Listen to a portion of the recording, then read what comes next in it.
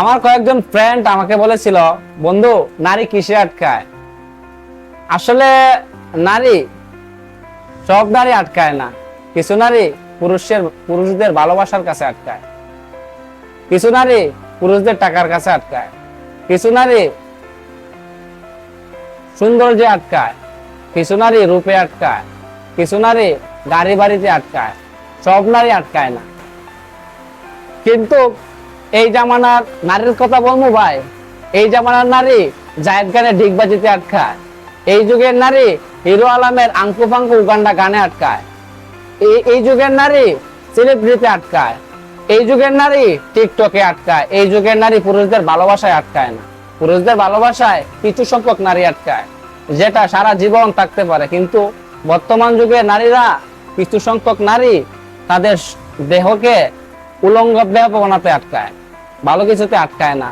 তাদের কাছ থেকে ভালো কিছু আশাও করবেন না। তারা কোনো সময় আপনার ভালোবাসার কাছে আটকিবেও না। তারা আপনার আমি একটা কথা বলি, আমি কিছু মানুষকে দেখেছি যে তারা ভালোবেসে রক্ত দিয়েছে, তার কাছেও কিন্তু তার ভালোবাসা আটকায় নাই, নারী আটকায় নাই।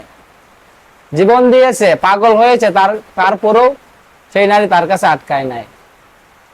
হাত কেটে রক্ত বার করছে, তারপরেও তার কাছে সেই নারী আটকায় নাই। নারী কিসে আটকায় ভাই? নারী এরকম জায়েদ খানের মতো ডিগবাজিতে আটকায়। সত্যি কথা বলতেছি, জায়েদ খানের মতো ডিগবাজিতে নারী আটকায়। হিরো আলমের উগান্ডা গানে নারী কিন্তু আটকায়, আর কিছুতে আটকায় না নারী। আসলে ঋত্বিক রোশনের একজন বলিউড সুপারস্টারের ভালোবাসাতেও কিন্তু নারী আটকায় নাই।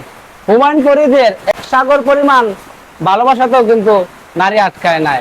বিল গেটসের কোটি কোটি টাকাতেও কিন্তু নারী আটকায় নাই।